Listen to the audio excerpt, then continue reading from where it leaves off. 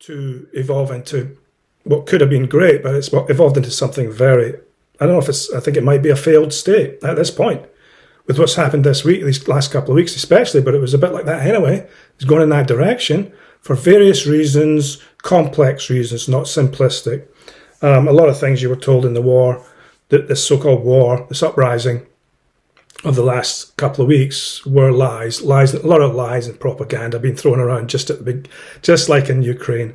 Endless, just anything that will put one tribe against another, these tribal, mental, hystericist, herd mentality, tribalists, football fan mentality, I call it.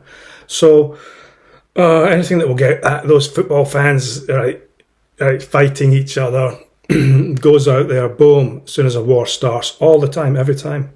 Babies being thrown out of incubators, 40 babies thrown out of incubators in Kuwait by Iraqi soldiers, when Iraq went into Kuwait in 1990. 40 babies thrown out of incubators. Didn't happen.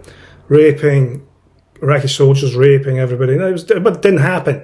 It's just a lie. And the same with this whole thing, Russia raping all these people. Yeah, there's a few bad apples in every military.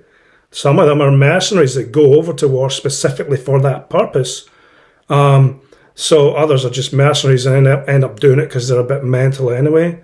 Others are so-called volunteers from the West. I'm sure those were just gamer boys, playing video games that thought they were superheroes and hightailed it back pretty quickly when confronted with real war. But the lies and propaganda are through the roof always. And so we're not going to get into that here. There's a lot of instances I could go over. There were not 40 babies with their heads chopped off. That was a lie made up by one guy, spread around the world in Israel last week, a couple of weeks ago. So that didn't happen. Okay, but there were 40 babies killed? Probably not. No, there wasn't. You don't have any proof of that. And then, some people of all ages got killed in the crossfire. I'm not getting into that because that's a long topic, and you're being brainwashed if you think Hamas and Islam wants to wipe Jews off the face of the earth. It's just nonsense, childish, stupid, infantilized thinking. It's like children walking around all over the place, squabbling with each other. That does not exist. And if you read the Hamas charter, it's very clear they're not against Jews or Judaism. Read the updated 2017 Hamas charter. Right, very, very, very clear. What they're against is the system. And so that system is a system which most Israelis seem to like, and a lot of people around the world think it's a good democratic system. Should that exist? If it's a good system, yes, it should. If it's a good democratic system for everyone and works for everyone, of course it should. If it turns into, I'm not saying it is right now, but let's say it turned into like a fascist mono-religion slave state or something like that, absolute dictatorship and horrible Stalin-esque type of country, which it's not going to, but let's just say it did, would you then say the state of Israel should exist? If it's still called the state of Israel, would you then say it should exist? I don't know. It's a bit like saying, should Nazi in the 1930s and 40s, saying, should Nazi Germany exist? No, it shouldn't. So, but you wouldn't say, should Germany exist? Yeah, of course Germany should exist. It's a place. It's not, it's geological land. You can't just get rid of it. You can call it something else, which is my point here. So the powers that be in this sort of connection into and web or intertwined with the military-industrial political complex, media, news media, you can never leave that out of there. Corporate complex, corporations rule the world. And then, of course, the oil fields and the rest of that region, that all plays a part in this, all of it. So that system is not working for many people. That's what they're saying, okay? Hamas, Gazans, Palestinians, they say it doesn't really work for them. So they're against the system. And Hamas has made that really clear that it's not the country. It's not should Israel be wiped off the map? Well, again, just change the name. Why not? Israel is a tribe. It's a bit weird, or it's a sectarian name.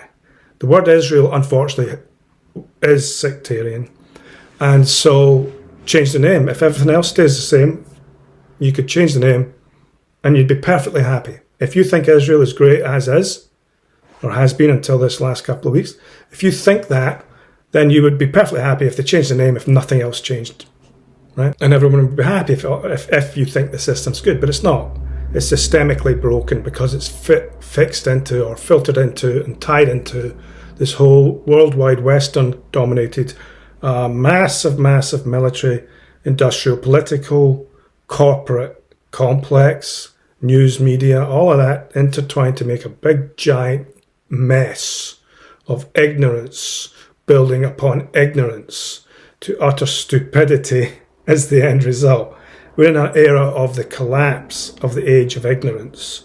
So you're seeing this disintegration of what we thought was society. So it will come together in a different way. We don't really know yet, but it's probably going to be much, who knows. It won't be the same when it comes, if it does come back together in some reformed system across the world. And it won't be the globalists. It's going to be, I don't know, it's just going to be much more natural. Let's just put it that way. Rather than a sort of military, industrial, corporate news media complex dominating everything to the point where they were able to use it to coerce the whole system, the corporate system, to coerce and damage and hurt and oppress your own people. During COVID, during lockdowns, during the vaccine mandates, during Ukraine, people were oppressed. Now it's worse. With this thing, it's worse. There's people calling for, on either side, calling for, the arrest or cancellation of people on the other side.